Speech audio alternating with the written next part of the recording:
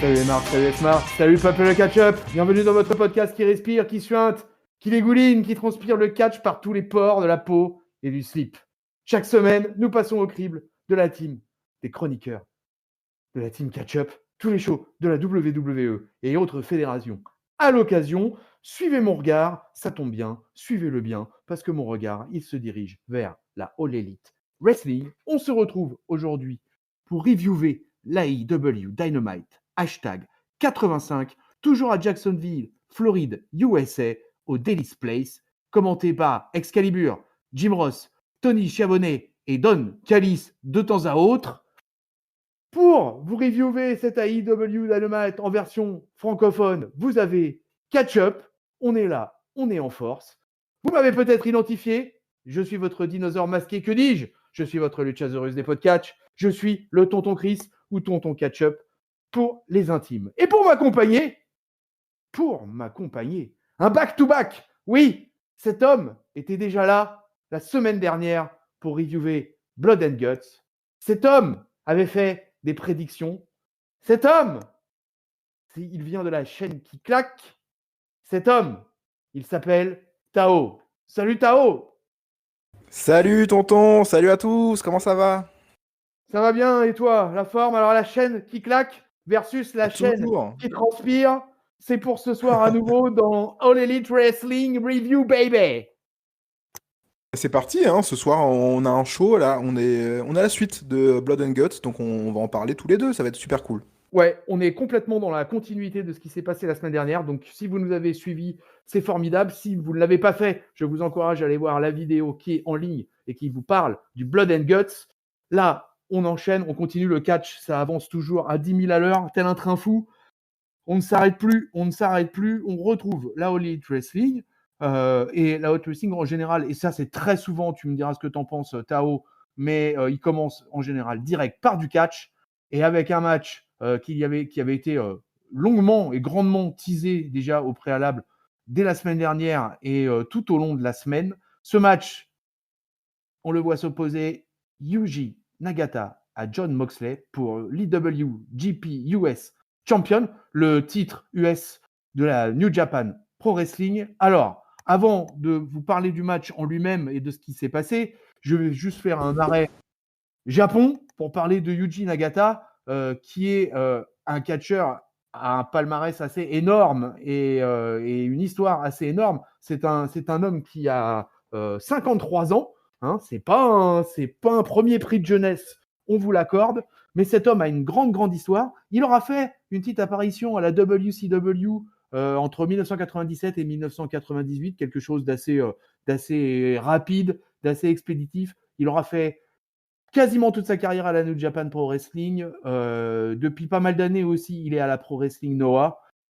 Il a un palmarès, quand je vous dis qu'il a un gros palmarès, je déconne pas du tout, parce que ce garçon a été champion plusieurs fois à la All Japan Pro Wrestling. Il a été 2 fois IWGP Heavyweight Champion à la New Japan Pro Wrestling. Il a été champion tag team également. Il a été une fois Never Openweight Champion. Il a gagné le J1 en 2001. Il l'a gagné aussi en tag team. Il a gagné la New Japan Cup en 2007. À la Pro Wrestling Noah, il a été une fois Heavyweight Championship. Il a été une fois Tag Team Championship. Ce garçon ne s'est jamais arrêté. Ce garçon a une carrière longue comme 2 bras. Et on peut ajouter à ça qu'il a une petite particularité dans le monde du catch japonais. C'est qu'il est le premier lutteur en 2013 à avoir remporté le G1 Climax, le Champion Carnival, le Global League Tournament. C'était une première dans l'histoire. J'espère que mon ringside sera là pour écouter et faire du fact-checking pour être sûr que je ne fais pas de bêtises sur le catch japonais et sur Yuji Nagata. Je referme la parenthèse qu'on ouvrira avec toi, Tao. Je continue dans mon play-by-play. Et le play-by-play, c'est donc directement un match. Jon Moxley, qui est le champion au titre, je ne l'ai peut-être pas signalé. Il est accompagné d'Eddie Kingston. Yuji Nagata, lui, est accompagné de Ren Narita. Le match va être assez court finalement, parce que ça va être un match qui va durer 8 minutes 29. Alors, une entrée de Jon Moxley sur une musique qui, je crois, a piqué un japonais aussi. On en parlera peut-être. Peut-être que tu as cette info, je ne l'ai pas. Mais j'ai entendu dire, j'ai ouï dire qu'en fait, il avait repris cette musique d'entrée par le biais d'un japonais. Bon, c'est pas bien grave. C'est pas la première fois qu'on retrouve d'autres theme songs chez d'autres catcheurs et vice versa. Donc, mais moi, personnellement, je trouve qu'il est super fun, il est super cool. Jimi Hendrix, ça peut que me plaire, chérie. Et ça, Eh oui. mais ouais, c'était du bon, quoi. Donc, c'est un match assez court, un peu lent parce que Yuji Nagata, c'est pas non plus le catcheur des années 2000, même pas de 2013. Mais ça n'empêche que ça va saigner fort, ça va taper fort parce qu'avec un japonais, ça rigole pas. On est dans le strong style et ça va y aller à coup de baffe, à coup de forearm. Voilà, c'est un combat quand même de gros brawlers, de gros mecs qui s'en mettent plein la tronche. Jon Moxley quand même paraît largement supérieur, que ce soit en conditions physiques, que ce soit en mental.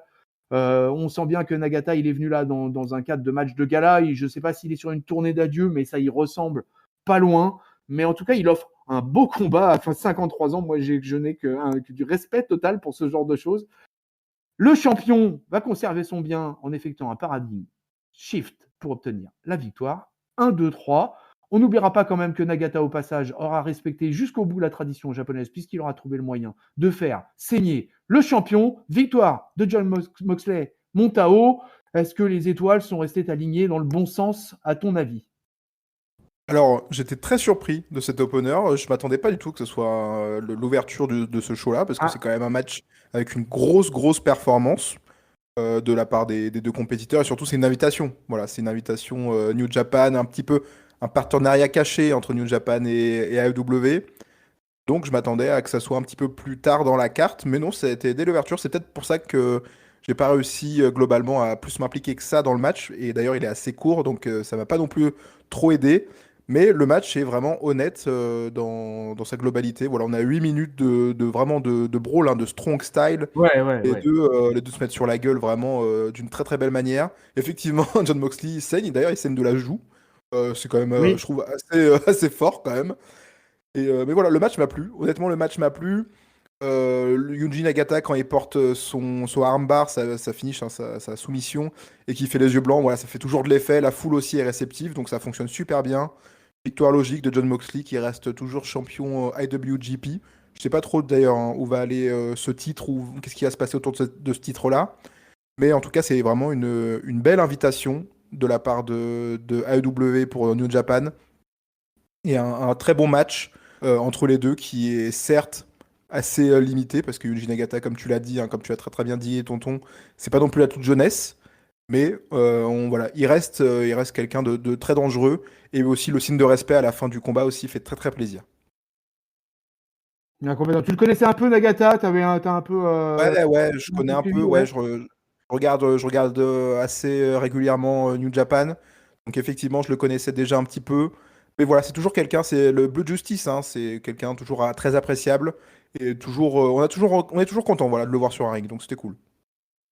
Ouais, ok, ouais. Bah écoute, j'ai à peu près le même avis que toi. Je t'avoue que je m'attendais peut-être à quelque chose de plus long. Je l'attendais pas forcément en main event parce que je connaissais déjà 2-3 matchs de la carte et j'étais pas sûr, malgré la ceinture défendue, j'étais pas super sûr qu'ils allaient le mettre en main event et c'est effectivement ce qui s'est passé.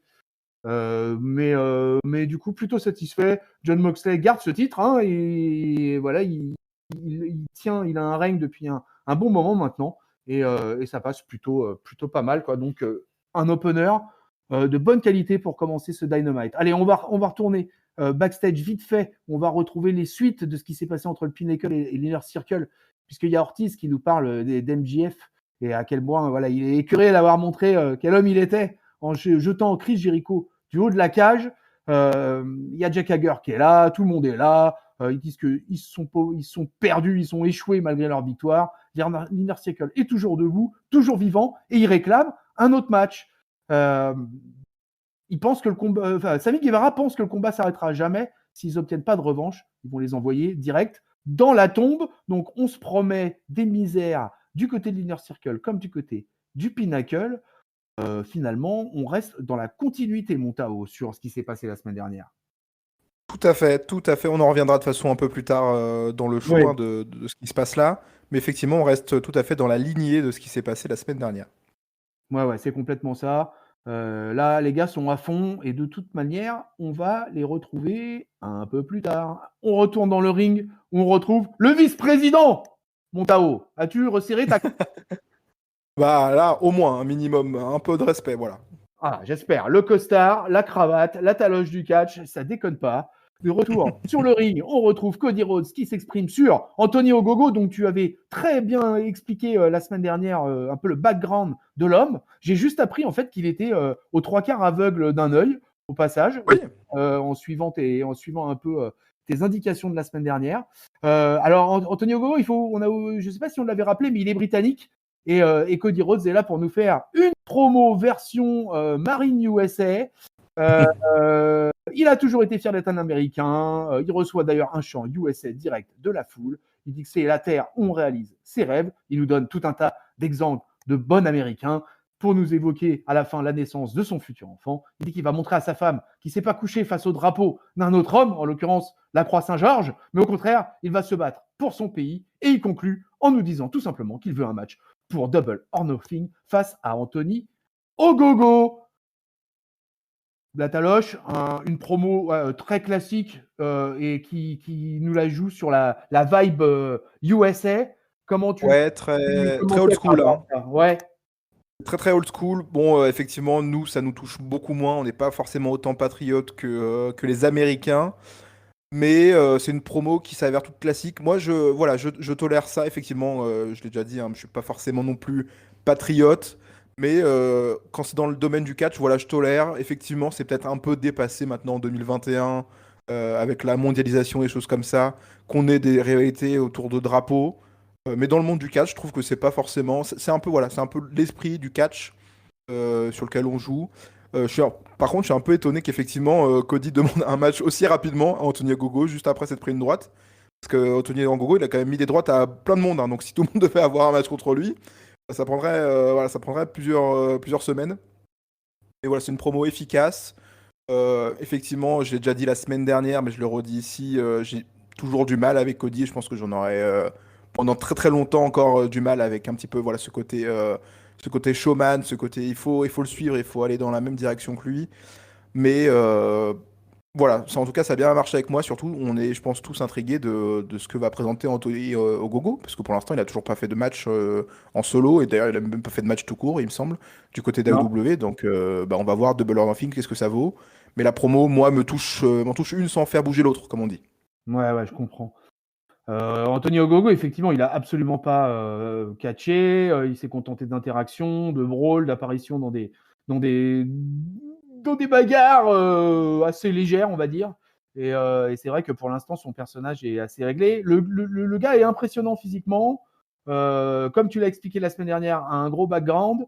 Donc ça peut être intéressant. Cody, moi, je constate quand même qu'avec tout le taf auquel il est occupé en tant que vice-président d'une compagnie pareille, et se permettre finalement de continuer à catcher comme ça aussi régulièrement, être présent à l'antenne toutes les semaines. Je ne retire pas à ça la facilité effectivement de marcher sur la fibre USA. C'est toujours facile. Effectivement, c'est une promo assez old school qui n'a pas un intérêt énormissime. Si ce n'est effectivement essayer de nous hyper un peu plus Double or Nothing. Double or Nothing qui commence à avoir une carte d'ailleurs de plus en plus Ouais, dense, j'ai envie de dire. très très conséquente, ouais. Ouais. Allez, on quitte Cody et là on retrouve du catch puisqu'on a prévu un All Elite Wrestling Tag Team Championship. Les Young Bucks affrontent les SCU qui avaient gagné un match pour se qualifier grâce à ça, obtenir ce shot. Alors, les SCU, il y a une particularité dans ce match, une stipulation qui fait que si les SCU vont perdre le match, Christopher Daniels et Kazarian vont breaker, vont splitter, vont terminer les SCU. Et je pense que notre ami Christopher Daniels va tout simplement fêter sa retraite. Ouais. Le match est plus long que ce que j'attendais. J'étais assez étonné. Alors, les Young Bucks, ils arrivent en nombre. Il y aura Brandon Cutler, il y aura Doug Gallows, il y aura Anderson. Les SCU, eux, ils sont tous les deux. On va avoir un match de 13 minutes 47. Les Young Bucks vont s'en donner à cœur joie. Un match quand même bien rythmé. Un match, je trouve, à l'image de la Tag Team Division de la All Elite Wrestling. Donc, très rythmé. Les Young Bucks en heel totalement insupportables qui ne font que des saloperies. La fin du match va voir Matt Jackson pratiquer quelque chose qui se pratique depuis la nuit des temps dans le monde du catch, c'est-à-dire qu'il va imiter un glorieux ancien, en l'occurrence Shawn Michaels, avec le fameux passage « I'm sorry, I love you » au moment de balancer un super kick dans la gueule de Christopher Daniels. Donc, remember, quand Shawn Michaels avait envoyé à la retraite Ric Flair en 2008, de la même manière. WrestleMania 24. Hein. WrestleMania 24, exactement. SCU va quand même passer pas loin de la victoire. Hein. Il y a eu un moment un peu chaud avec un super moonsault de la part du vétéran Christopher Daniels, mais qui finalement va prendre une saloperie de spray dans les yeux pendant que l'arbitre était distrait. Les Young Bucks conservent avec le BTE Trigger. Après le match, les deux perdants vont se prendre dans les bras, signifiant qu'on pense sans aucun doute là, et puis après ce qui a été annoncé, je pense que là, il n'y a pas de problème là-dessus. La fin de la longue association des SCU, les premiers champions de l'histoire de la All Elite Wrestling par équipe. Donc, on termine sur une forme de tristesse, mais un bon match de catch, une victoire des champions sans trop de surprise, mais peut-être un peu de nostalgie dans la fin de ce match, Montao, surtout toi qui es un suiveur d'Impact, avec l'arrêt de Christopher Daniels. Oui, totalement. Du coup, à l'époque, c'était Bad Influence du côté de TNA encore. Et c'était une équipe formidable. La rivalité avec AJ Styles, d'ailleurs, même si on a eu un moment un peu difficile pour ceux qui ont regardé Impact à l'époque avec cette histoire de tromperie un peu bizarre. Mais sinon, c'était toujours une très très bonne équipe. Moi, par contre, je suis étonné de voir ce match au milieu de carte, je t'avoue. J'aurais bien aimé que ce soit un main event d'un show. Mais effectivement, le show était quand même très très rempli. D'ailleurs, c'est assez étonnant hein, pour un show après Blood and Guts, qui était déjà aussi un show très très rempli. Là, vraiment, AEW, ils ont décidé de nous faire plaisir avec, avec des gros matchs encore cette semaine. Voilà, le match était très très bon, très très rythmé, ça a super bien fonctionné. Je vais sans doute aborder un point que moi m'a beaucoup énervé et j'ai vu beaucoup de gens sur les réseaux également être énervés sur ça. Je trouve, moi en tout cas, à juste titre, c'est le fameux passage du super kick avec le I'm sorry, I love you. On peut comprendre la référence. Effectivement, ça renforce encore plus le côté heel des Young Bucks et le côté insupportable. Mais pour moi, c'était vraiment pas nécessaire de le mettre ici. Voilà, je l'ai déjà dit également sur ma chaîne, que je vous invite à aller suivre.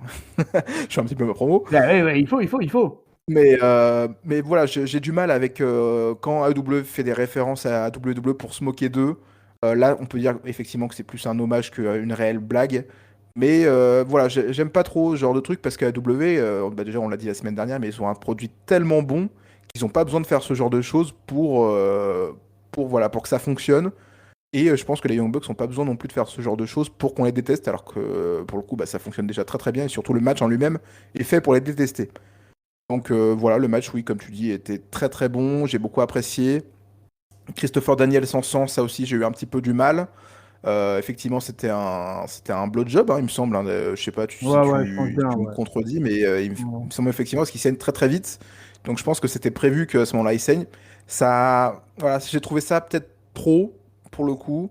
Mais j'ai trouvé très cool par contre quelque chose d'assez anecdotique, qui est peut-être pas fait exprès d'ailleurs. C'est quand Christopher Daniels remonte sur le ring et reprend l'avantage sur les Young Bucks et qui rate son best moonsault ever. Il glisse de la troisième corde. Et le Excalibur qui était au commentaire a très très bien repris la chose en disant non, c'est à cause du sang, ça l'a déstabilisé, il arrête pas de saigner et tout. Et je trouvais ça très très cool, puisqu'en plus après il a réussi à le porter très bien. Et c'est voilà, c'est le genre de petits détails que moi j'apprécie vraiment beaucoup. La fin est très très cool, ça a super bien fonctionné. Et puis le fait que les deux, enfin que Kazarian et Christopher Daniels se fassent un câlin à la fin pour terminer cette belle équipe que moi du coup je connais depuis il me semble 2013 maintenant. Hein. Ils ont commencé vraiment à être en équipe en 2013, même s'ils se connaissent depuis beaucoup plus longtemps. Voilà, ça m'a fait quelque chose. Ouais. Je suis très très content de cette carrière en tout cas pour les deux. Kazarian, je pense qu'il va peut-être continuer à catcher, mais pour le coup, Christopher Daniels, c'est pratiquement sûr qu'il va peut-être devenir un officiel du côté d'AEW. Donc voilà, bravo à eux. Ouais, bravo. Écoute, je te rejoins sur quasiment tout. Moi, j'ai trouvé le match sympa. Les Young Bucks sont insupportables et je trouve que c'est très bien comme ça. Moi, je l'ai cité quasiment dans le play-by-play, ça me pose pas de problème du tout ce qui s'est passé avec Matt Jackson et la référence à Shawn Michaels. De tout temps, dans toutes les fédés, on a été piocher des trucs de glorieux anciens et c'est comme ça, et ça se fera encore dans 5 ans, ça se fera encore dans 10 ans. Je suis d'accord avec toi sur le fait que c'était peut-être pas forcément le moment comme ça, et ça a peut-être pas non plus la densité et la magnitude qu'avait un Shawn Michaels versus Ric Flair aussi pour faire ça. Donc, Ouais, totalement, ouais. bon, écoute, effectivement, c'était pas nécessaire. On pouvait s'en passer, mais ça a été fait. Et moi, ça me choque pas, ça me pose pas de problème. Je trouve que ça collait bien avec l'histoire racontée. De toute manière, là, il est décidé de mettre un énorme coup sur le côté obscur des Young Bucks. Et donc, plus on peut les faire apparaître détestables, et ben, plus on rajoute des couches.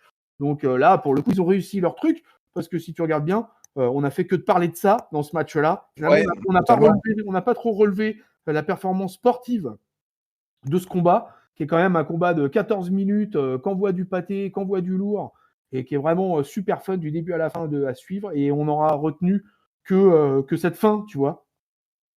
Bah, malheureusement, j'ai envie de dire, parce que c'est quand même le dernier match de SCU ensemble. Donc il y avait peut-être, voilà, effectivement, ça a été peut-être un petit peu balayé par cette référence que je trouve pas très bien, pas très bien amenée, pardon. Et surtout, je pense que la chose qui a énervé les gens, c'est qu'à chaque fois qu'il y a une référence WWE, ça vient soit des Young Bucks, soit de Cody. Et à force, c'est vrai que ça commence à devenir peut-être un petit peu trop. Si c'était réparti sur d'autres choses et que c'était fait de manière peut-être un petit peu plus enfantine, on va dire, un petit peu plus taquin, ça aurait pu passer, mais effectivement, vu que ça vient à chaque fois des mêmes, peut-être que ça commence à réellement énerver les gens, et ça, je peux comprendre pour le coup.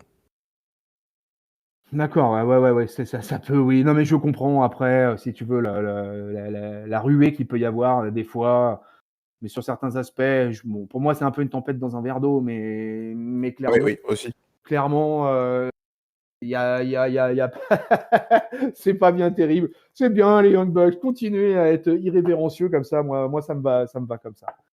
Allez, on quitte la tag team division. Alors, il s'est passé quelques trucs dans les vestiaires où on verra John Moxley et Eddie Kingston, entre autres, qui vont tout saccager du côté du vestiaire de The Elite. C'est loin d'être fini cette histoire. Et là, on sent que Moxley et Kingston vont véritablement intégrer la tag team division. Et ça va pas être pour déconner, je pense. Ça va être pour devenir très vite number one contender. Et il va y avoir règlement de compte à la Outlaw Ring. Christian Cage, ton ami Christian Tao, il est interrogé par. Ah oui. Voilà. Et il veut, avec une analyse de ce dernier sur son style de catch. Et pour le coup, le Canadien va plutôt se foutre pas mal de la gueule de Taz. Il lui dit même qu'il était un dangereux homme à un certain moment, mais que bon, dorénavant, c'est plus trop le cas, quoi. Il fait plus trop peur. Il a un défi ouvert pour la semaine prochaine. Donc Taz, il lui dit qu'il peut choisir parmi n'importe lequel de ses poulains et il l'affrontera avec plaisir. Le Christian, il nous évoque la Casino Battle Royale de Double or Nothing. Il fait savoir qu'il a envie de la gagner pour avoir une chance au titre mondial. Matt Seidel débarque et fait savoir aussi son envie d'avoir un autre match de championnat. Christian, il lui dit que, ah bah non, ça risque d'être emmerdant, il va risque de glisser comme la dernière fois, référence à un gros match de Seidel lors de sa première apparition à la Haute Wrestling. Et Seidel lui dit que finalement, bah, c'est en l'affrontant la semaine prochaine qu'ils pourront régler ça sur le ring. Donc, on utilise un match. Christian revient entre les cordes face à Matt Seidel. Pas dégueu, ça, Tao. Ah ça c'est très très intéressant, effectivement. Après, c'est surtout l'annonce de Christian Cage dans la Battle Royale, Casino Battle Royale, qui Oui. pour le coup m'a plus étonné.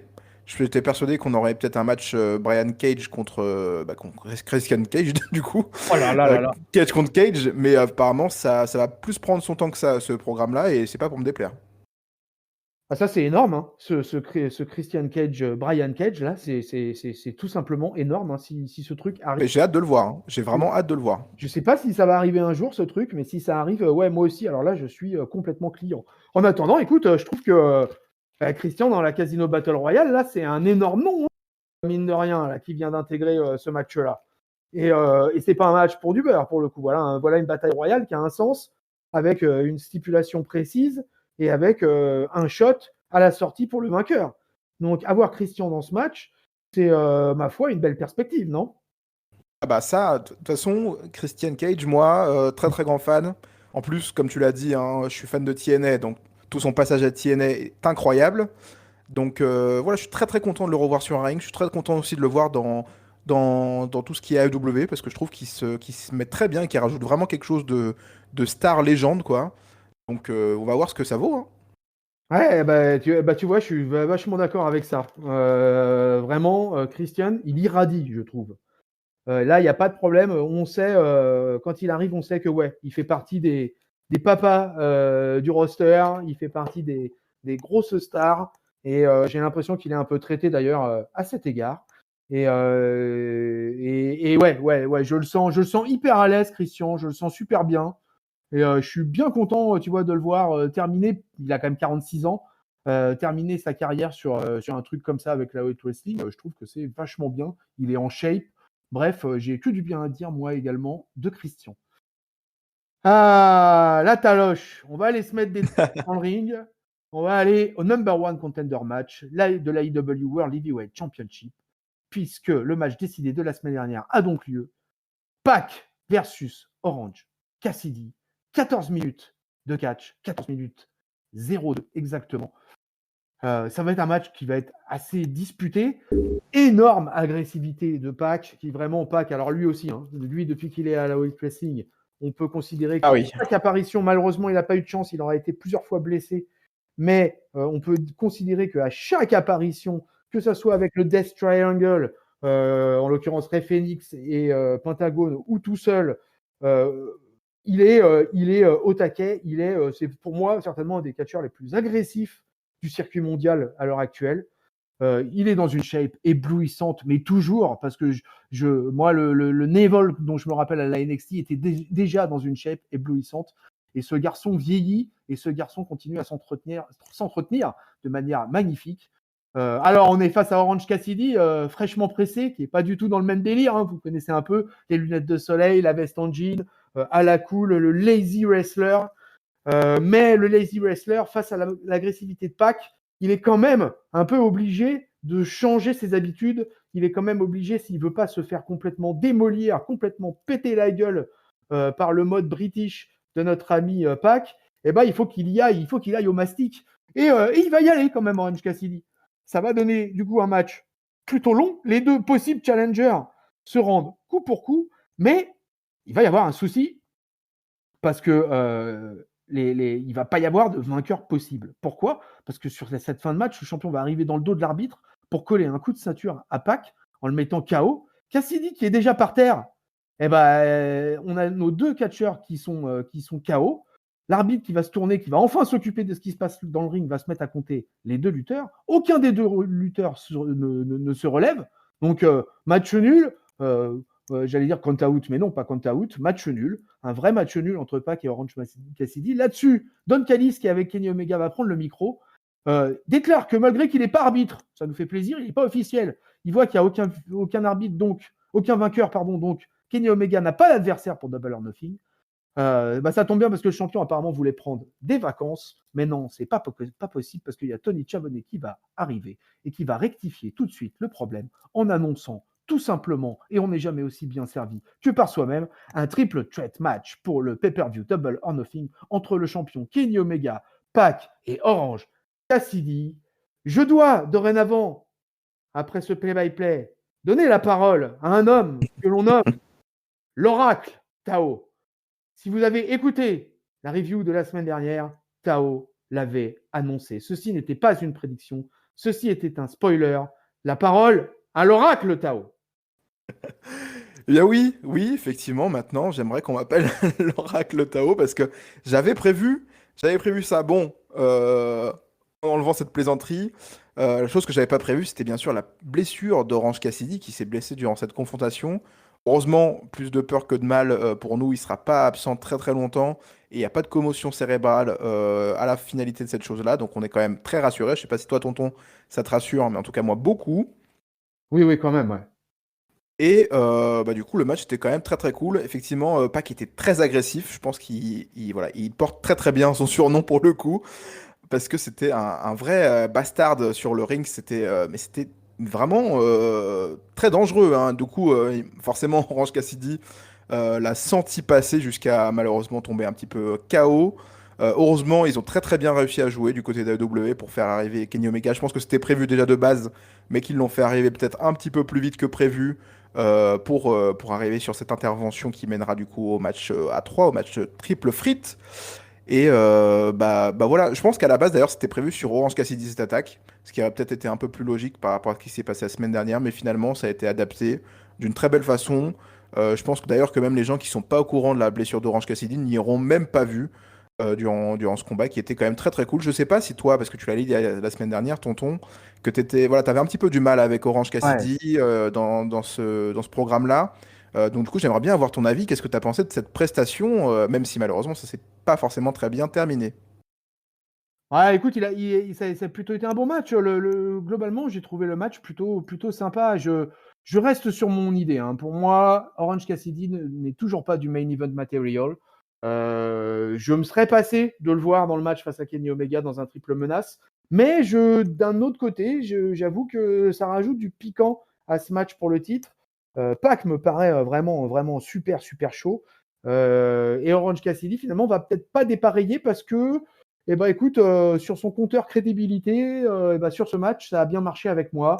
Et je me suis dit, ouais, ok, s'il est capable de délivrer la marchandise comme ça face à un pack archi agressif, archi dominateur, peut-être qu'il va réussir à sortir son spot durant le match pour le titre suprême.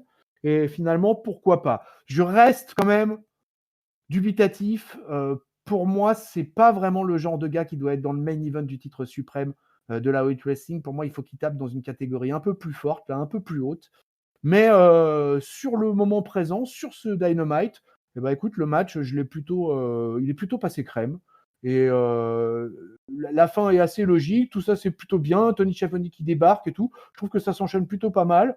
Le coup du champion qui veut se la jouer, ah bah non, mais moi je vais partir en vacances et puis bah, je vais en profiter de cette affaire, hein. Bah non, non, tu vas pas nous la faire à l'envers, Kenny, là. Et tu vas venir bosser à Double or Nothing.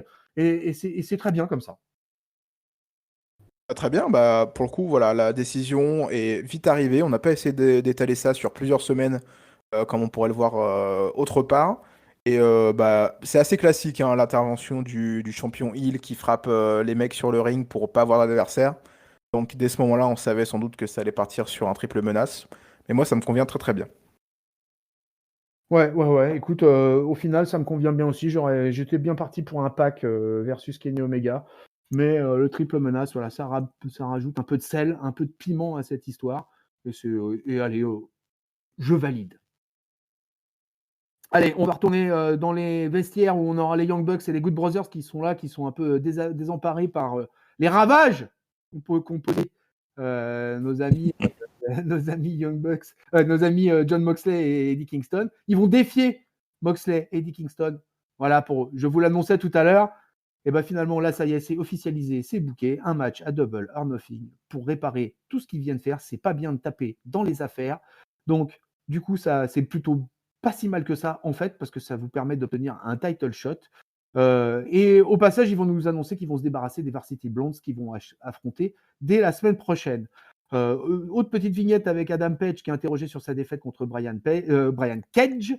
Il rappelle que tout ça, c'est grâce à Taz que l'ex-lutteur d'Impact a gagné. Alors, il devrait l'affronter en 1 contre 1. Brian Cage, Adam Page. Pas mal, Tao, ça. Ah oui, bah déjà la première confrontation était très très bonne. Comme je dis un peu plus tôt dans le programme, moi je pensais plus que ça allait partir sur un Christian Brian Cage.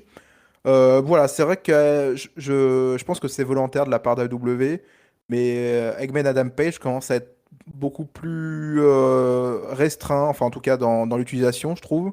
Un peu plus en arrière, quoi. On ne le met pas forcément non plus trop sur le devant de la scène. On le laisse dans le programme pour qu'il soit toujours visible, mais il est plus aussi important qu'avant. Je pense que c'est volontaire pour arriver jusqu'à une conclusion qui sera là peut-être dans plusieurs mois autour de ce qui s'est passé déjà avec Kenny Omega et les Young Bucks fut un temps. Mais le match m'intéresse beaucoup. J'espère juste qu'on va pas forcément passer plus de temps que ça sur cette confrontation parce que je la trouve pas forcément logique et j'aurais préféré voir un Christian Cage autour de la team Taz plus que Eggman Adam Page en tout cas. Plus que Adam Page, ouais. Ouais, ouais, je suis assez d'accord avec toi sur ce coup-là. J'aurais bien pris quand même Ah, ça va arriver, ce Ça va cage, arriver, oui. ça va tomber à un moment ou à un autre, on va le prendre au coin de la gueule. J'arrive pas à imaginer ça, autrement. Allez, on continue avec les règlements de compte. C'est pas au Hockey Coral, c'est au Daily's Place et c'est les règlements de compte entre le Pinnacle et l'Inner Circle qui avaient commencé en début de show, qui continuent en plein milieu du show. C'est pas content du tout, c'est pas content vraiment. Le Pinnacle est là pour la célébration. MJF explique que c'est lui, désormais, le démogod, qu'il a pris la place de Chris Jericho. Il est le roi. Inclinez-vous, agenouillez-vous. Il est le roi de la IW. Et il demande à tout le monde d'arrêter, de le bouh et de se prosterner devant lui comme le plus grand de tous les temps. Et que les fans se prosternent devant la plus grande faction de tous les temps. Il va mettre en avant un peu Sean Spears. Il va parler du record d'audience au pays du Grand Nord, au Canada. MJF, il explique que ce qui a été demandé plus tôt, il le refuse. Il n'est pas du tout d'accord pour une demande de revanche de l'Inner Circle. Eux, ils ont deux membres en moins, avec Chris Jericho qui est tombé du haut de la cage. Tully Blanchard, il va prendre le micro, il va dire que le Pinnacle a remplacé de toute façon l'Inner Circle au sommet et qu'ils ont fait abandonner leurs adversaires. Donc à partir de là, voilà, l'affaire, elle est terminée.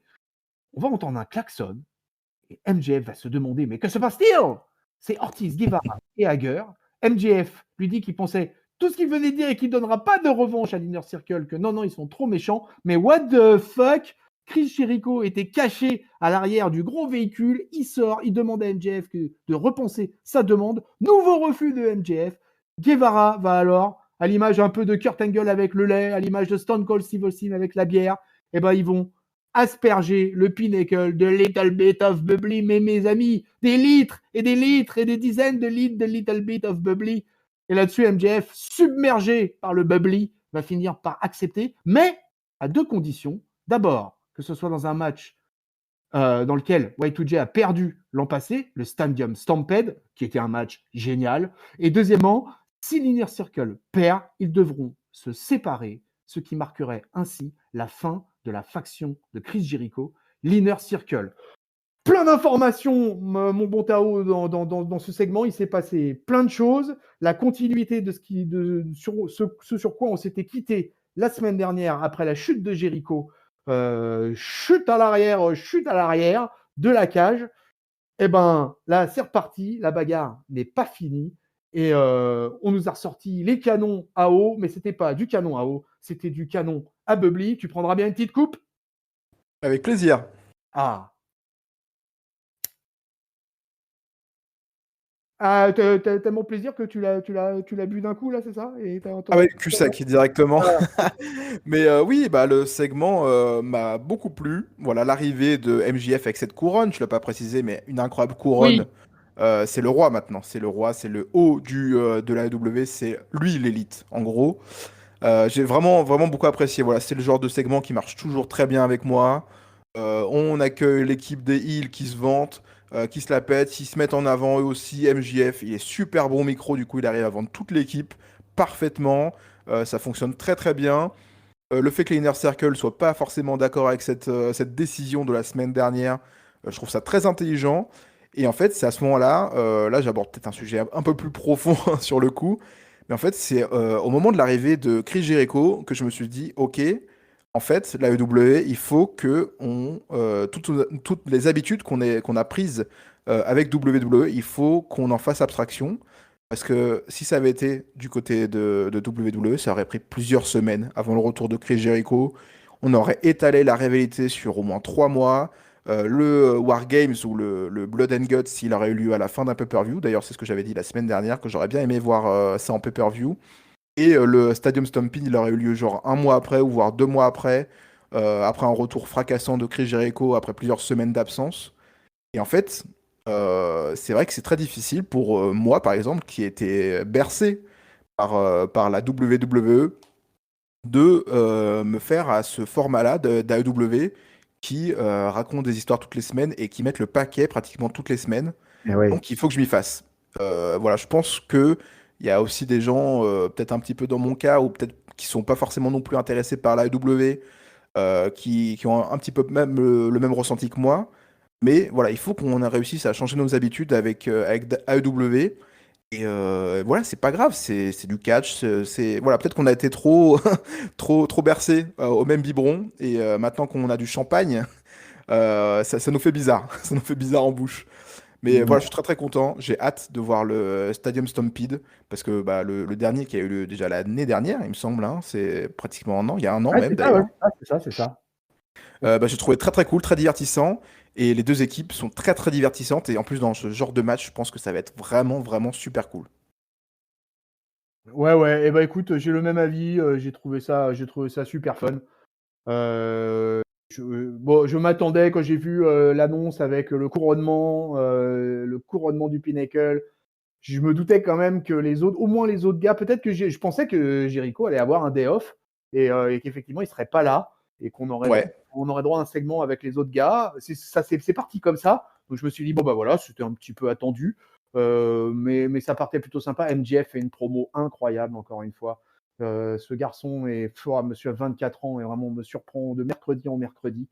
Je vois qu'il taquine un petit peu avec la WWE. Hein. Il n'hésite pas à s'exprimer dans les journaux américains pour parler de son futur. Le garçon a des envies, le garçon a des ambitions. Et au final, bah, Chris Jericho, pas de day off, il est encore là. Voilà, le démogod, il est encore là. Et il vient foutre le Dawa dans un segment pas possible, à balancer des centaines de litres de bubbly sur le Pinnacle. J'ai trouvé ça drôle, j'ai trouvé ça what the fuck. C'était parfait quoi. Pour moi ça collait parfaitement. C'était vraiment sympa. Et c'est pas fini puisqu'au final la finalité c'est ce Stadium Stampede match d'annoncer avec peut-être en épée de Damoclès la séparation de l'Inner Circle. Le Stadium Stampede, bah écoute, comme toi, l'année dernière, j'avais trouvé ce match incroyable. J'en avais été dithyrambique pendant une baston du mercredi, je crois, ou peut-être qu'on l'avait tout simplement reviewé, ce pay-per-view-là. Et je suis tout à fait d'accord pour en reprendre une dose. Allez, Est-ce que, oui, est-ce vas-y, que je vas-y. peux me permettre de faire Ah, l'oracle? vraiment, vas-y, fais-le. Ah, bah ça. C'est le moment oracle, voilà. Il faudra Ah, faire un voilà. petit jingle à chaque fois, je pense, parce que C'est vraiment, le point oracle de la taloche. eh ben, je pense que l'Inner Circle va perdre le Stadium Stampede match et du coup, ils vont devoir se séparer. Oula, oula, ah ouais. Donc tu considères vraiment que le Pinnacle là porte bien son nom et vraiment Ah, est totalement. celui- Là, je pense qu'ils vont confirmer avec ce match-là qu'ils sont le sommet de la chaîne alimentaire du côté d'AW. ah ouais, le clan au sommet de la chaîne alimentaire. Ah, parce que des clans, il y en a hein, à la IW. Hein. À des clans, il y en a. C'est pas ce qui manque. Hein. Donc là, effectivement, là, il prendrait une place de choix à la Elite Wrestling. Allez, on va quitter les clans, on va quitter les factions, on va quitter les stables et on va se retrouver avec les filles. On va avoir Britt Baker dans les coulisses qui nous dit que ça y est, elle est prête à gagner le championnat féminin. Elle doit affronter Hikaru Shida à Double or Nothing.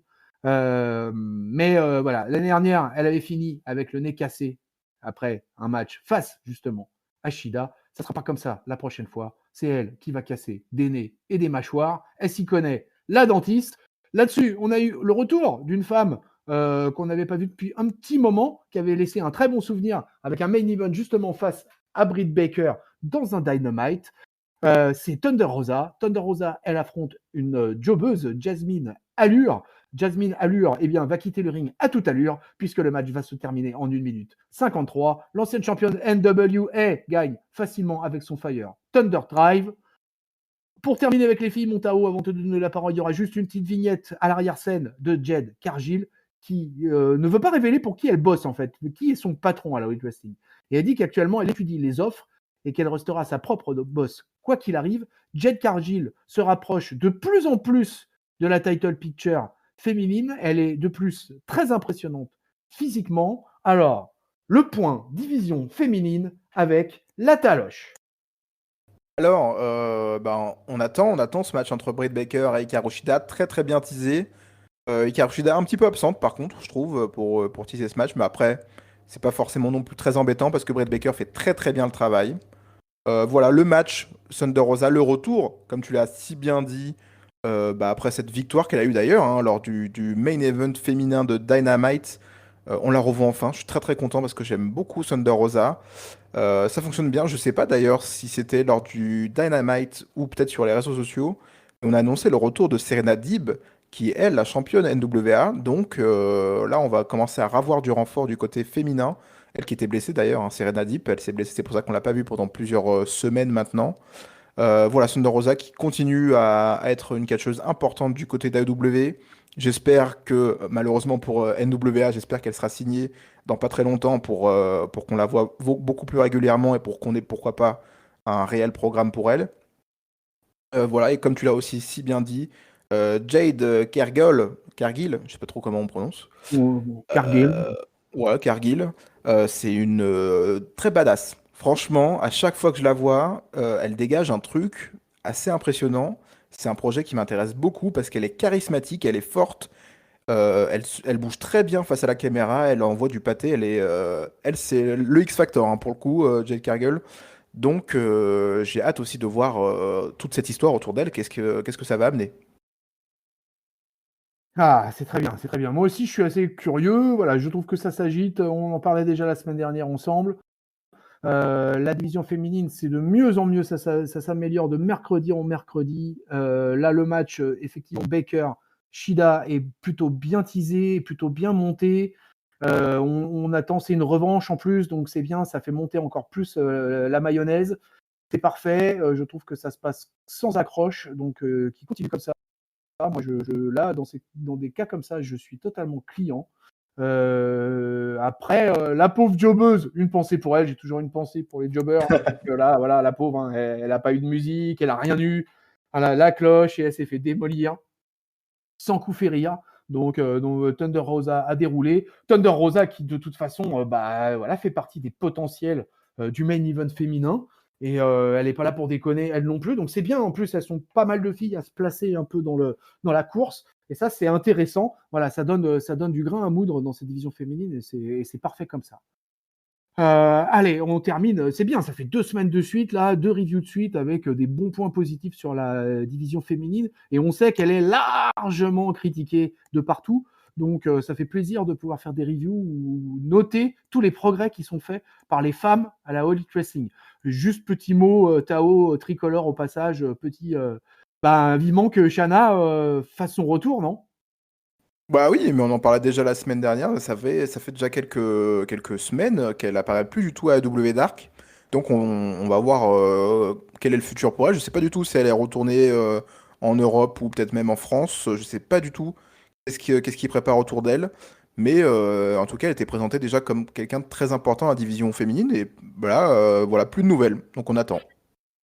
Shana, si tu nous entends, fais-nous signe. Envoie-nous un petit tonton ketchup ou ketchup CDC ou Taophile PW. Parce que là, vraiment, on veut de tes nouvelles, on veut savoir où t'en es, on veut savoir comment ça se passe pour toi. Et en tout cas, on espère te revoir entre les cordes à la Haute Wrestling le mercredi à Dynamite. Mon Tao, ça y est, on arrive pour la chose pour laquelle on se bat tout le temps dans les reviews. Enfin, pouvoir causer du main event. Et le main event, c'est pas un main event pour déconner ce soir à la All Elite Wrestling. C'est un main event avec une ceinture, le TNT Championship. Le TNT Championship qui va, avec le champion Darby Allin qui va affronter le challenger qui s'est auto-proclamé challenger finalement. Le Miro, The Best Man.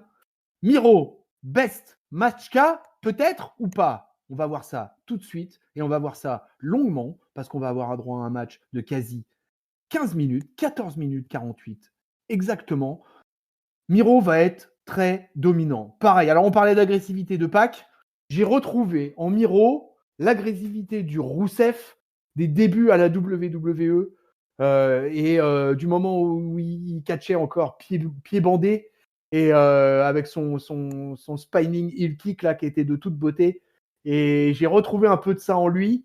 Je sais pas, finalement, ça a été une rivalité qui a été montée finalement extrêmement rapidement et avec cette autoproclamation de Miro. Et il arrive sur le ring comme si ça faisait des mois qu'il voulait faire la peau à Darby Allin. Et là, le différentiel physique s'est quand même largement ressenti dans ce match, même si Miro va quand même tomber sur un os au fur et à mesure du combat, puisque Allin va avoir des moments quand même de top babyface en péril et va réussir à revenir à quelques occasions. Le Bulgare, il va essayer de convaincre l'arbitre d'arrêter le match à peu près au bout d'un quart d'heure, quoi. Et parce que après avoir appliqué son Game Over, Darby Allin ne répond plus du tout sur le coup. Alors, j'ai un espèce de doute là, une espèce de trou Alzheimer. Je me souviens plus s'il a abandonné, s'il a tapé ou si l'arbitre en fait a fait sonner la cloche pour évanouissement de Darby Allin, mon Tao. Bah, il s'est évanoui, Darby Allin s'est Évanoui. évanoui directement, donc l'arbitre a arrêté directement le match. T'as remarqué que c'est la mode ces derniers mois, ça? Qu'il n'y a plus de Ouais, ouais. soumission quasiment, les mecs tapent plus quasiment. Dorénavant, tous ils tombent dans les pommes, quoi. Bah, c'est pour, j'imagine, renforcer le côté non, j'ai pas abandonné. Voilà. Ouais, ouais, ouais. Donc voilà, c'est à noter. On pourra aussi signaler qu'après le match, Scorpio Sky et Ethan Page vont apparaître. Ils avaient fait une vignette en mode illitude et ils ont confirmé. Ils viennent attaquer Sting parce que j'ai oublié de préciser que Sting était présent ringside pour supporter son jeune poulain. Mais le Dark Order va venir aider et va venir faire le ménage. Grosse bagarre aux abords du ring avec le Dark Order, avec Sky, Ethan Page, etc. Miro va célébrer sa victoire, mais au moment où il célèbre celle-ci, Lance Archer apparaît et fait comprendre qu'il aime le yaourt bulgare et qu'il aurait bien envie d'aller tâter de la ceinture fraîchement brassée par notre ami Miro. Montao, un TNT Championship en main event de Dynamite, un nouveau champion, un match de 15 minutes. On peut juste signaler qu'à la fin, toute fin, c'est-à-dire hors antenne, Darby Allin fera une promo au milieu du ring très émouvante où le gamin était, parce que lui aussi, hein, c'est un vrai gamin, là, c'est mon fils, il pourrait être mon fils, et il a fait une promo très, très émouvante, quoi, voilà, sur tout ce que ça a représenté pour lui d'avoir pris ce titre, de l'avoir tenu, de comment l'AEW l'a lancé. Bref, voilà, le garçon avait des regrets, avait de la tristesse, mais a été chevaleresque. Et on a un nouveau champion TNT, Tao. On a le best man. Miro! Mashka. Ah là là, bah Miro, c'est, j'ai envie de dire, enfin quelque chose pour lui depuis qu'il arrive du côté de la W. Et j'ai envie de dire, tant mieux et en même temps, dommage que ce match-là soit arrivé sans réelle construction. Parce que le match était très bon. Je sais pas si toi aussi tu l'as senti, tonton, mais le match était très très bon. Ouais. Tu l'as bien dit, hein, Miro est tellement brutal et Darby Allin, c'est le top babyface par excellence. Donc il se prend des coups, mais il se relève tout le temps. J'ai beaucoup aussi apprécié le passage où il regarde Sting. En gros, on comprend dans son regard qu'il cherche du soutien et qu'il demande à Sting de continuer à être avec lui, même s'il prend tarif. Et les deux se check. Et du coup, Darby Allin repart encore plus en avant pour la bagarre. Et j'ai vraiment beaucoup apprécié ce côté-là. D'ailleurs, ce match, dans sa globalité, j'ai vraiment beaucoup apprécié. C'était très très bien construit. Mais malheureusement, il n'y avait pas de construction en amont, à part Miro qui se réveille un matin et qui se dit ah, j'en ai marre de rester actif. Là, maintenant, il faut que j'aille tâter de la ceinture. Et je trouve ça dommage. Je trouve ça dommage. D'ailleurs, je sais pas si tu te rappelles, la semaine dernière, on a parlé de Lance Archer. On se demandait où est-ce qu'il était. Oui.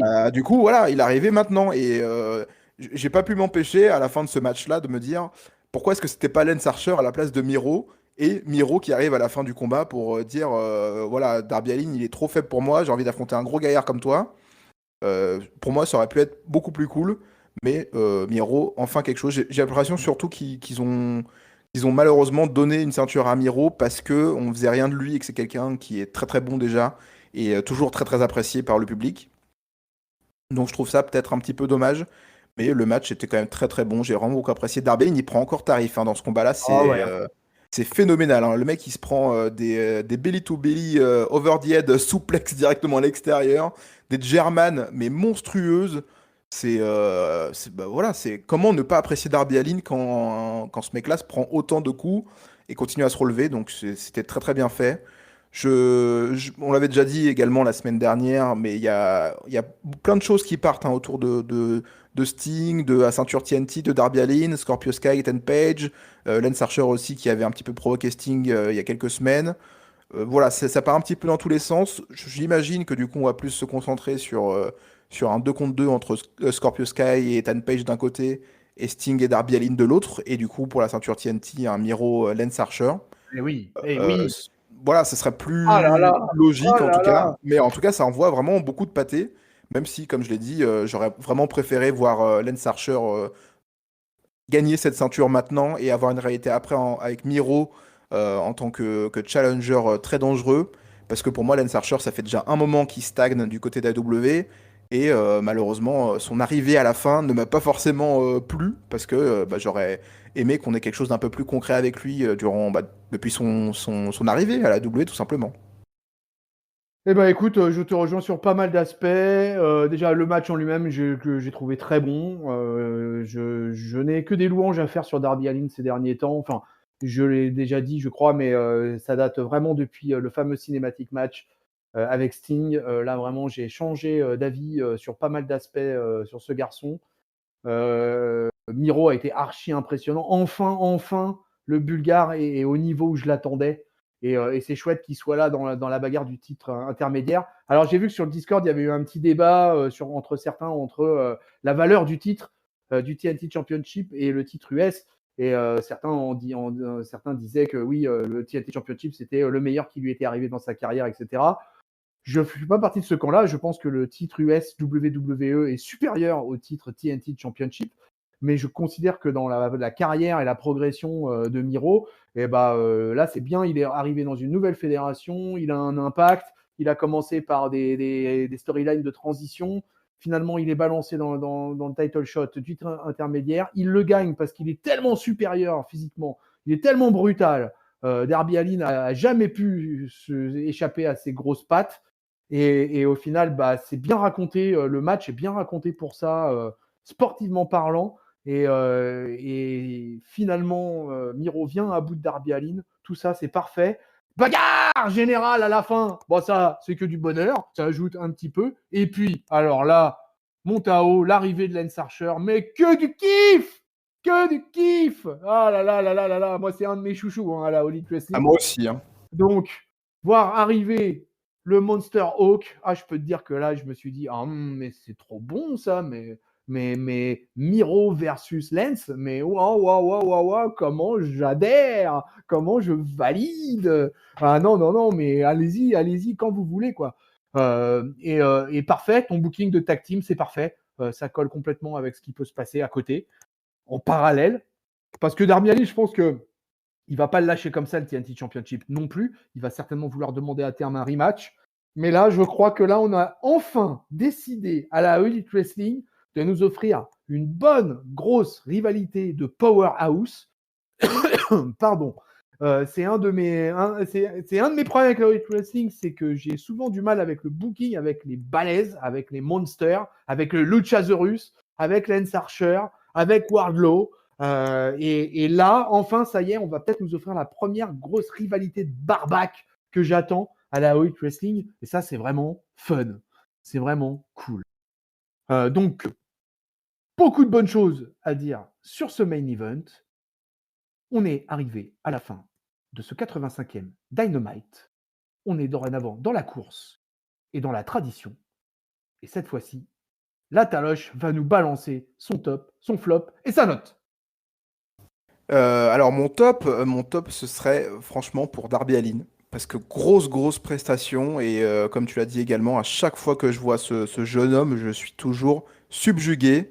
Parce que je pense qu'il donne, qu'il donne clairement comme directive à ses adversaires d'y aller franco contre lui. Et ça se sent. Et en fait, plus je le vois se prendre des prises horribles, plus j'ai envie de le soutenir et plus ce gars me fascine. Donc mon top irait largement à Darby Allin durant en plus ce main event qui était quand même très très bon. Mon flop, il irait malheureusement aux Young Bucks, et plus précisément à Matt Jackson pour ce super kick et ce I'm sorry I love you que j'ai trouvé de trop. Alors qu'en plus, je commence à de plus en plus apprécier ce qui présente et le match était en plus très très bon. Mais malheureusement, le match entier se fait éclipser par cette référence, j'ai envie de dire, pour pas forcément brusquer des gens, cette référence mal amenée. Donc pour moi, le flop de cette semaine, c'est irait directement pour ce super kick WrestleMania 24esque, pas très bien amené. Ma note pour ce show dans la globalité, je peux pas dire parce que la semaine dernière, il me semble que j'avais mis un bon 4 la semaine dernière sur Blood and Ouais, Guts. ouais, ouais. Mais cette semaine, je mettrai un bon 3,75. Voilà. Ah, belle note, belle note, belle note. Eh bien, euh, alors mon flop, ça va être difficile parce que il n'y a pas de truc sur ce show cette semaine où je me suis dit oh là là vraiment non ça c'est pas possible ou c'est tout rincé ou j'ai trouvé que tout était plutôt bien mis en valeur. Je vais le donner sur ce temps. Voilà, ce qui me dérange, j'en ai parlé un petit peu la semaine dernière et je vais enfoncer le clou sur ce flop de cette semaine. Ce qui me dérange à la All Elite Wrestling, c'est le temps donné aux femmes. Je trouve assez étrange que sur un show qui dure 2 heures, on est tout ramassé, puisque le match a duré 1 minute 53 pour les femmes. Hein. Le seul segment catch féminin de la soirée a duré 1 minute 53. Et si on compte les 2 segments avant match, après match, on est globalement sur un temps d'exposition de 4 minutes 30. Et là, je trouve que c'est abusé de la part de la promotion floridienne. Je suis pas très client de ça. Je considère quand même que sur un show de 2 heures, on peut donner 10 à 15 minutes aux femmes. C'est pas un problème. Et justement, s'ils veulent développer leur division féminine, et ben, c'est pas en leur filant 4 minutes de temps d'antenne tous les mercredis qu'on va réussir à être hypé plus. Alors nous deux, comme on suit le truc et tout, on a été hypé un peu par ce qui s'est passé au niveau des segments féminins et tout ça, parce qu'on suit. Mais pour le mec lambda, pour l'occasionnel, pour le gars qui vient écouter notre review, Tao, et qui se dit, ah bah tiens, je vais aller regarder un All Elite Wrestling, et bah les filles, ça va aller vite, mon gars. 4 minutes 30, et hop, emballé. Ah ouais. Et ça, Malheureusement, oui. donc mon flop ne va pas à la division féminine en réalité, mon flop il va à la prod. Et mon flop, il va au fait que les femmes à la All Elite Wrestling sont un peu trop utilisées à mon goût comment dire, c'est un peu la broche qu'on porte sur le costard. Elles sont souvent des belles plantes sur certains clans, etc. Et quand elles sont utilisées enfin, et ben le problème c'est que comme elles n'ont pas de temps d'antenne, elles n'ont pas de temps de match, bah du coup on n'a pas le temps. Et tu vois, Tay Conti par exemple, c'était une fille que je commençais à bien être hypé avec elle. Et puis pouf, hop, elle a disparu. Elle a fait un ou deux bons matchs, et puis paf, terminé. Plus de Tay Conti, plus de nouvelles. On se concentre effectivement avec Britt Baker et Shida, mais Britt Baker et Shida, merde, c'est le match pour Double or Nothing, c'est le 30 mai, ça aurait mérité un petit face-off de 3 minutes pendant le show, tu vois. Donc voilà. Pour moi, la faute à la prod au niveau de la division féminine, c'est pas comme ça que j'organiserai le show à Dynamite avec les femmes. Et mon top, bah écoute, mon top, je l'aurais donné à pas mal de choses finalement, parce qu'il y avait plein de trucs qui m'ont plu. Mais je vais le donner, toi tu l'as donné en Darby Allin en particulier, mais je vais le donner à l'ensemble des acteurs du main event. Du début à la fin, j'ai trouvé ça parfait. Je suis totalement satisfait du retour de Miro en brute épaisse. Il a la ceinture, il a le TNT Championship, ça me fait bien plaisir. Je trouve que Darby Allin a la classe. Voilà un garçon qui m'aura bien retourné le cerveau. Et c'est joliment fait de sa part. C'est aussi ce que j'attends dans le catch. C'est qu'un gars en qui, pour le coup, j'ai pas d'accroche, j'ai pas de choses qui me disent ah ouais, lui, ça va être génial. Et bah du coup, au fur et à mesure des mois et au fur et à mesure des années, je me dis ah ouais, en fait, le gars, il bosse, hein, c'est quelque chose. Hein. Alors l'amiral m'avait prévenu, l'amiral m'avait bien dit, tu verras, ce jeune ira loin. Et il avait raison, ce jeune va loin. Et ma note, pour finir, ma note, je vais donner un. Ah, je vais donner... Alors, bon, la semaine dernière, moi, j'étais tellement emballé par le Blood and Guts que j'ai donné un 4,5 et je ne renie rien. Cette semaine, je vais donner une note moins bonne hein, parce qu'il y avait des matchs sympas et tout, mais c'était soit un peu court, soit un peu moyen. Toute la prod, je viens de l'expliquer, ça m'allait pas forcément, mais c'était un show solide, c'était un show sympa, et moi, je vais lui mettre un bon 3,5. Voilà, je pense qu'on s'est bien contenté devant ce Dynamite, Montao. Tout à fait, c'était vraiment un très très bon Dynamite. Et d'ailleurs, j'étais même surpris d'avoir un aussi bon Dynamite après le Blood and Guts de la semaine dernière. Ouais, c'est vrai que finalement, un show post-Blood and Guts, c'était peut-être un tournant pas forcément facile. à gérer. Et écoute, ça a été fait de main de maître par la All Elite Wrestling, à mon avis, cette semaine. Tout à fait. Et ben voilà, on est arrivé, peuple de catch-up, à la fin de cette review du 85e Dynamite.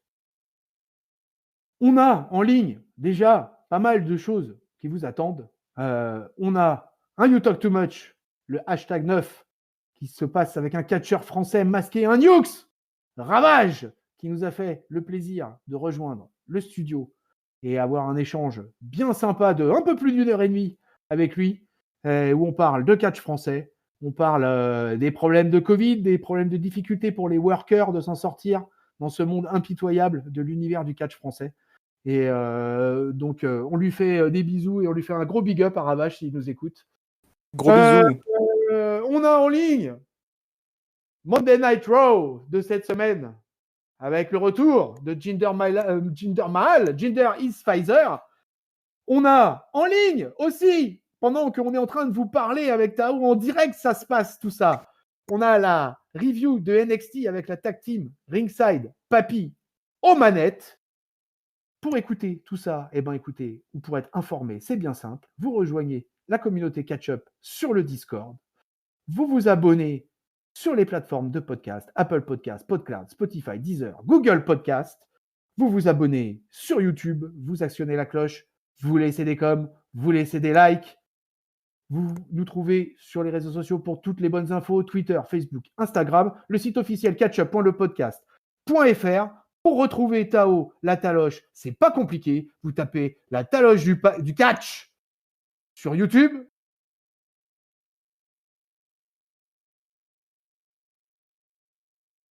Vous le retrouvez également. Mon Tao, on te retrouve Everywhere. Sur Twitter, @TaophilPW pour mon Twitter personnel.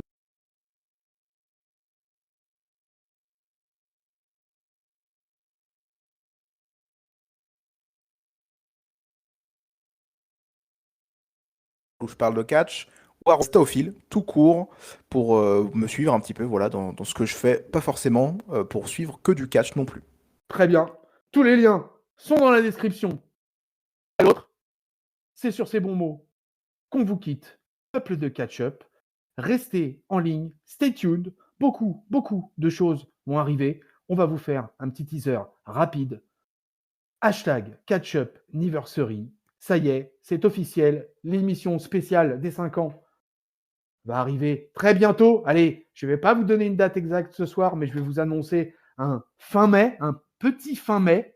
Ça y est, l'émission est programmée pour l'enregistrement final. Vous pouvez continuer à poser vos questions sur les commentaires YouTube, sur Twitter ou sur le Discord de Catch-Up pour être cité à l'antenne. On pourra, pendant la foire aux questions, expliquer tout ce que vous nous demandez de beau à notre public. Va arriver également 2, voire peut-être 3 You Talk Too Much avec peut-être 2, peut-être 3 invités nouveaux pour alimenter nos discussions incessantes sur l'ignoble sport. Donc vous voyez, il y a du programme, il y a du boulot. Il me semble que notre bon Ringside était lancé sur l'organisation d'un concours de pronos. Pour cela, il faut que vous alliez écouter la review de NXT du 11 mai 2021, puisque Ringside s'explique dans cette vidéo. Allez, là j'ai été complet. Peuple de catch-up, on vous fait des bisous. On vous souhaite une bonne semaine pleine de catch. On vous fait les cordes à linge plein la face. Salut Tao. Salut tonton. Salut la taloche. Salut peuple de catch-up.